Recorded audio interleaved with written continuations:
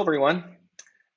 Today, I'm going to be talking about weights and biases, and especially how weights and biases can be used with Ray.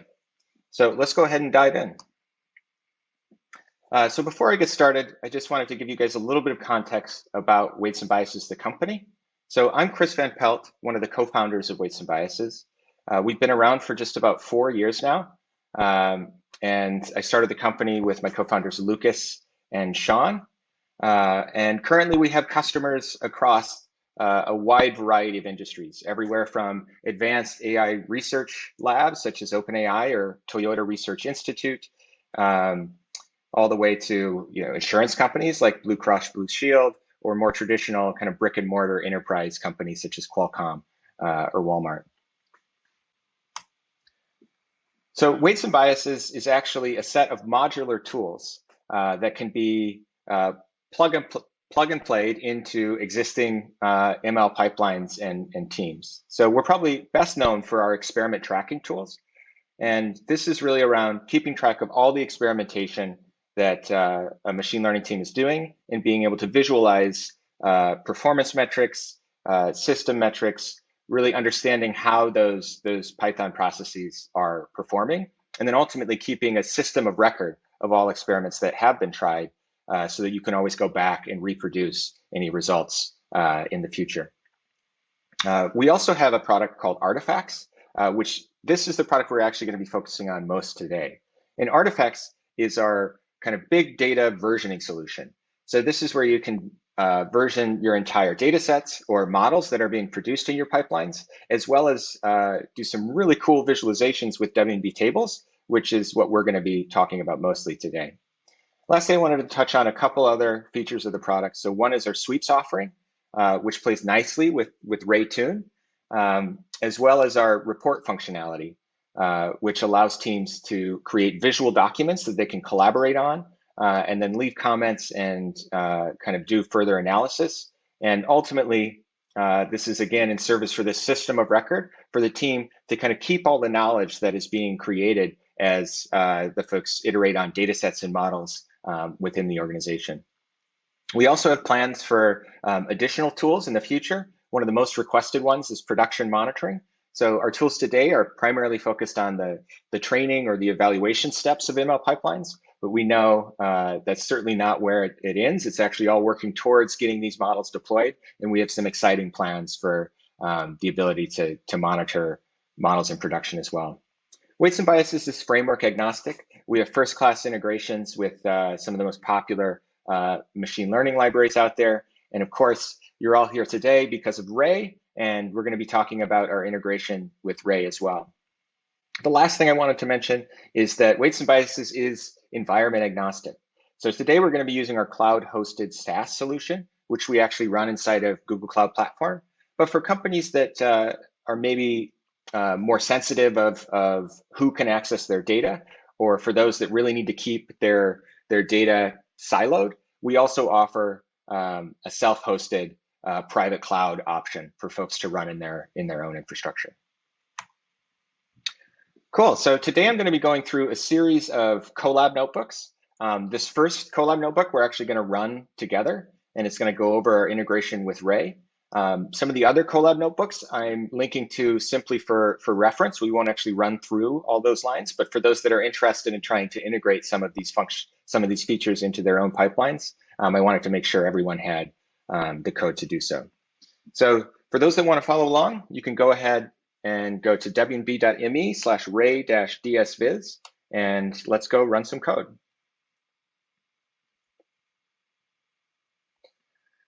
Cool, so the first thing we need to do in this notebook is install the weights and biases library. This is really the only requirement that you need to use weights and biases. And of course, we also need our Ray library in this Colab. So installed both of those here, and then I'm importing my libraries. We're going to be using TensorFlow today, along with Ray and W&B.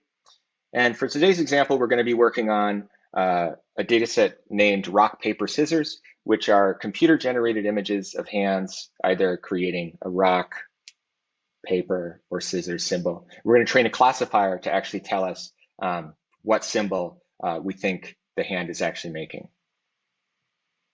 So we've got a couple pre-processing functions here that are just going to kind of resize our data and one-hot encode our labels. And then lastly, we need to log in our notebooks so that we can pass credentials to our Ray trainer.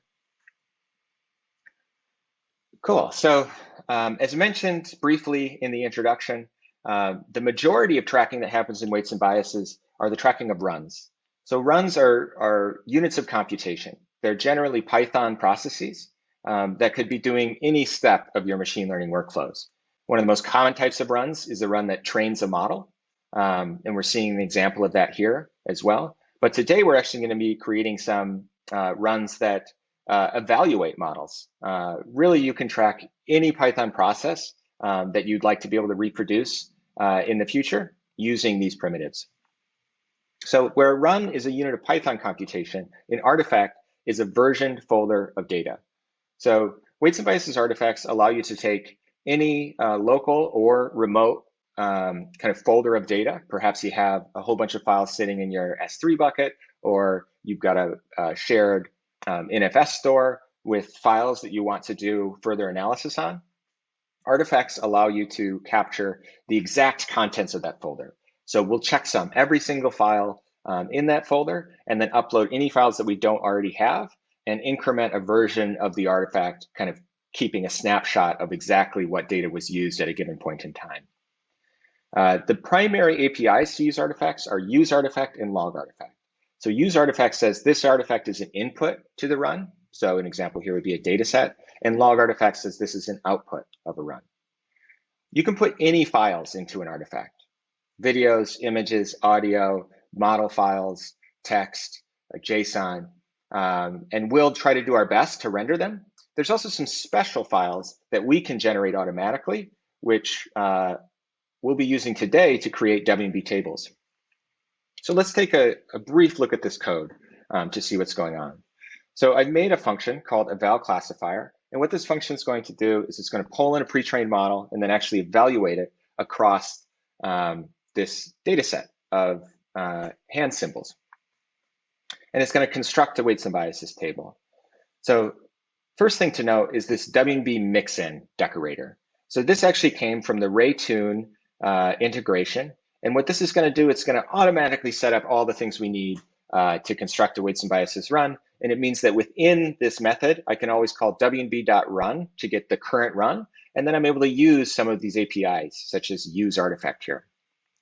So this first API call saying use artifact is actually going to pull down a pre-trained model that I've already saved in weights and biases as an artifact. So let's go ahead and look at that inside of weights and biases. So in our W&B Ray DSViz project, I've got a series of artifacts here, some models, some codes, some data sets. This specific model has a set of files. Again, this is that kind of version folder of data.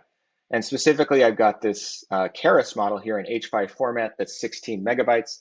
And we know how to visualize this in our file browser, much like many other data types. So we can actually see what the architecture of this model looks like. So this specific model is using the Inceptron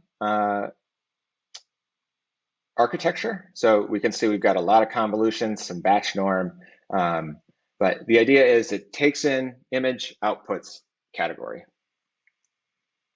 So here in my function, I'm also constructing a weights and biases table.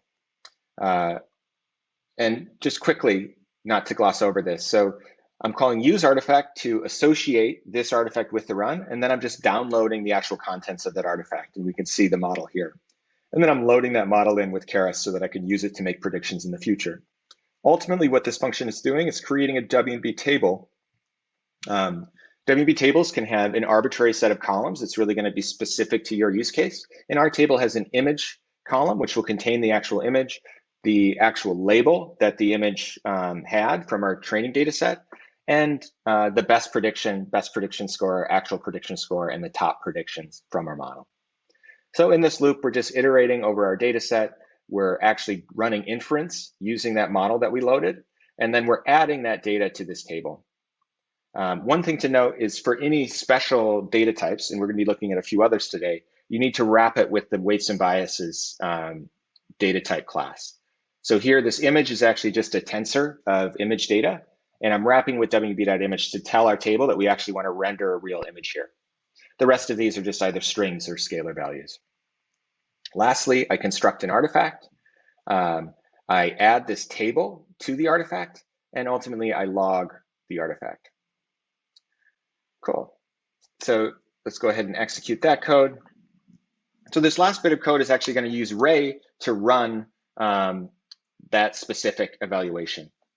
So this example is a bit contrived. We're using Ray tune here, but we're not actually doing a hyperparameter search. The reason I did this is because I did want to call out that if you're already using Ray to do hyperparameter searches, it's as simple as adding this decorator to your function and then calling log inside of the function to log your metrics, and you get all of the powerful visualization tools that Weights and Biases has to offer. For this artifact case, we could actually use Ray, likely not Ray tune, but maybe just raw distributed Ray, to distribute the creation of these tables or these evaluations. So if we have a very large data set that maybe requires a lot of compute to run inference, we could do that across the series of artifacts and use something called collaborative artifacts, which I'll touch on in a bit. Okay, so let's look at the output of this. We can see that inside that function, we got this nice link to a Weights and Biases run. We can click on this run. We didn't log any metrics here, so we're not going to see any charts, but we do have some artifacts. And we can see that this specific run has an input artifact that is that model, and an output artifact, which is our evaluation. So let's go ahead and look at our evaluation artifact and see what we have here. So we go to our Files tab. We can see this media folder, and the media folder contains all the image files that were actually logged into this table. And the really powerful thing about artifacts is we're never going to upload these images more than once. For a given artifact, if a single file, if none of its bytes change, we're smart enough to not re-upload any of that data. So it's very efficient. But we also have this table file. So if we load the table, we can see now we actually get this interactive table that we can use to explore our data set. So we're going to be looking at some additional tables. So I'm not going to go too deep into the functionality here, but I did want to give folks a couple highlights. So number one, we could say, all right, let's actually sort this by the best prediction score. And we're going to look at the results here that have the worst probability of their category. So these are examples of where the model's maybe getting a bit confused, or it certainly isn't very confident that it's chosen the right answer. So here we can see that the model actually predicted paper, but the true label was rock. And just looking at this data, I can kind of understand why maybe the model would be a bit confused. The hand isn't completely closed, it's slightly open. Here in these other examples, we can see the model actually got it right, but it's pretty low confidence. And one thing that stands out here is both of these hands actually have a darker skin tone. So this could potentially mean that my training data set wasn't evenly distributed in terms of the flesh tones of these hands that were being put through the model. Another really powerful piece of the table is the ability to group by any of these columns. So we can essentially create a confusion matrix by saying, all right, let's group by the best prediction. And now we can see we've got 3 rows in this column, or in this table, because we only had 3 classes. And we could see that for, when my model predicted paper, most of the time it was right, but 21 times it incorrectly predicted rock, and even more times, 27 times it incorrectly predicted scissors. I can also see the distribution of any of the metrics that I logged before. So I can kind of see how the scores were distributed across this segment of my data set. And really with just a few clicks, you can start to do some really powerful things with Dataset Viz.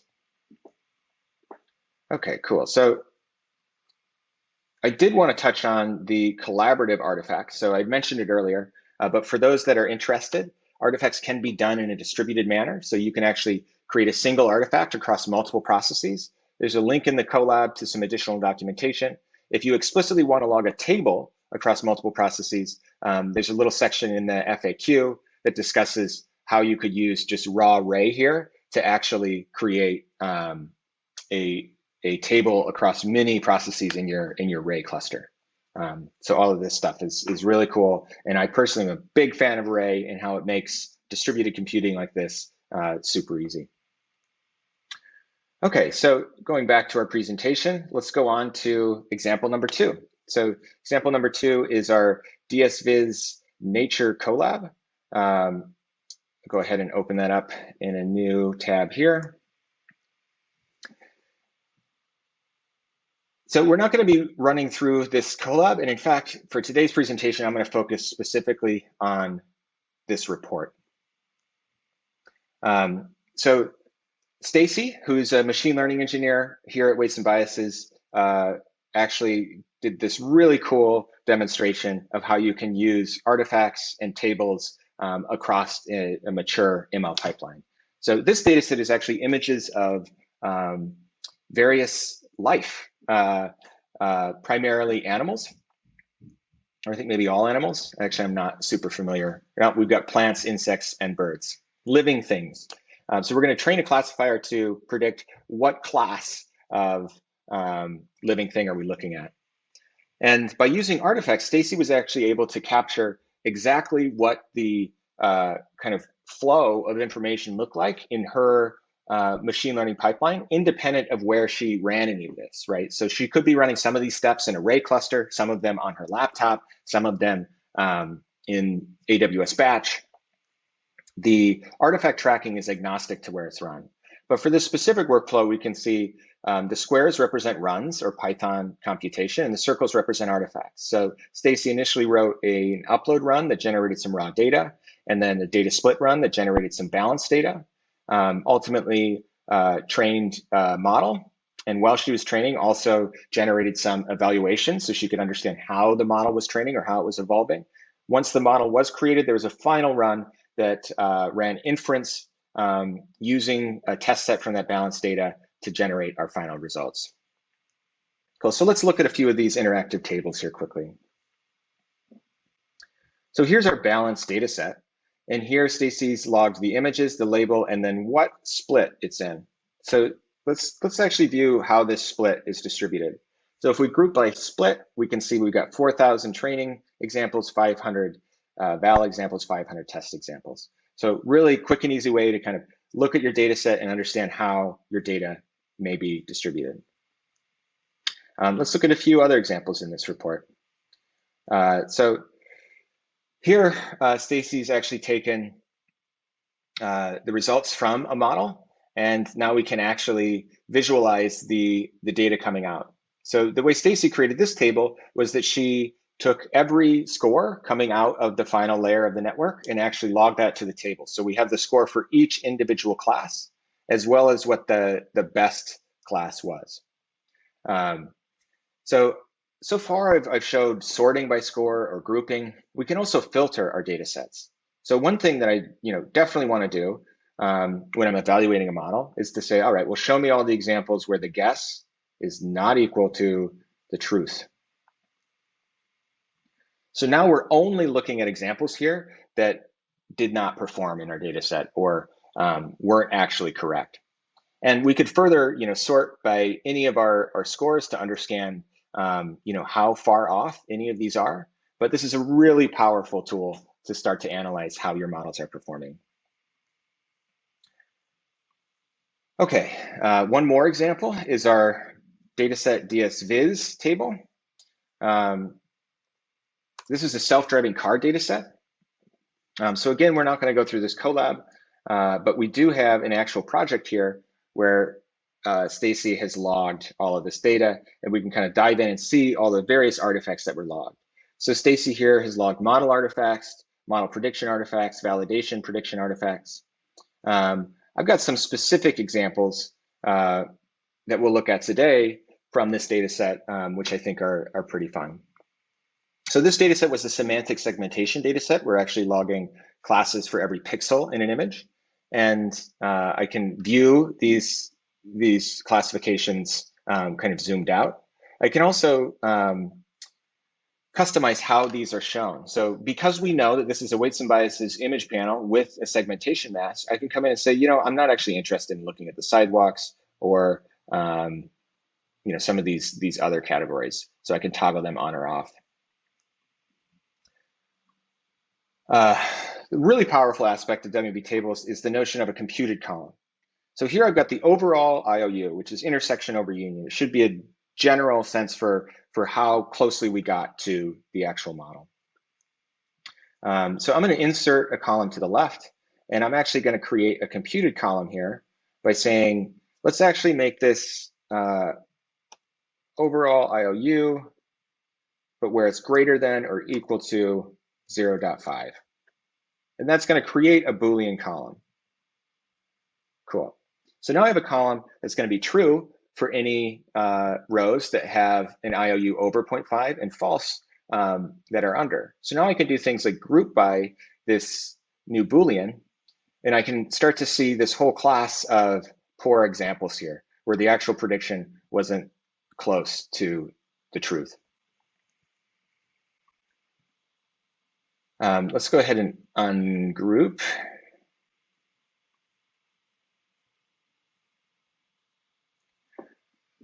Cool. So we can do lots of interesting things with this. And so far, I've only showed image-based data. I wanted to finish today's session by showing some NLP data as well. But before I do that, one last thing I did want to share is the ability to actually compare two models. So in this specific set, we have a bunch of different users on the team that were actually creating predictions. And maybe we want to see how Daenerys compares to Ada. So any two artifacts can actually be compared by hovering over another version of the artifact and hitting compare. And now this table is going to actually join in the data. And for us, I'm actually going to change this to having two tables side by side. So now we can see the examples for two different models where we can clearly see that Ada created some models that weren't performing that well. These segmentation masks have very low IOUs. So we can visually see for a specific maybe filter or subset of data how two different models are comparing to each other, which is very important when you're ultimately trying to decide which models to deploy into production and which ones to maybe continue iterating on. All right, so our last example is going to be an NLP example using Spacey. So I'll go ahead and open up this tab here. All right.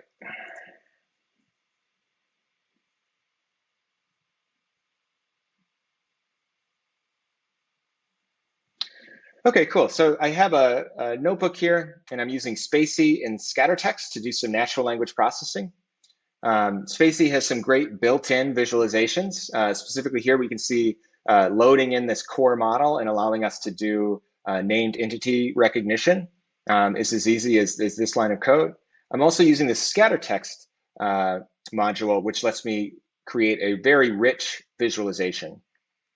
So here we can see I'm loading in a data set of speeches by political candidates at a convention, and then creating this cool exploratory visualization to see, Republican versus Democrat. What is the frequency of terms that were being used by these politicians? So this is just HTML, and I can display it in my notebook by saying display HTML, but we can display HTML inside of artifacts as well. So here I've created an artifact and actually added that HTML to my artifact and saved it to my project. And additionally, I've created a table that actually had all of the actual speeches, and I ran it through that entity extraction mechanism and logged that to an artifact as well. So let's just quickly take a look at each of these to see what that looks like. Cool, so here we can see we've got this artifact. We want to view it as HTML. And now within the weights and biases interface, we can actually see that rich exploratory tool and search for Obamacare here and see what the Democrats were saying about Obamacare and what the Republicans were saying about Obamacare, all within the weights and biases artifact interface. And then lastly, let's go ahead and look at that table. So up until this point, we've really been looking at images within a table, but here we can see I'm actually able to log that HTML. We can pop it out and see the whole speech actually annotated with the those entities. So that's all I have for everyone today. I encourage you to dive into those notebooks and try some of these examples. The last thing I'll leave you with as well is a link to our community. So if you go to wb.ai/FC, you'll be able to connect with other ML practitioners all over the world that are using weights and biases to create really cool reports about all the exciting stuff that's happening in this space today. So thanks again for all your attention and look forward to answering any questions.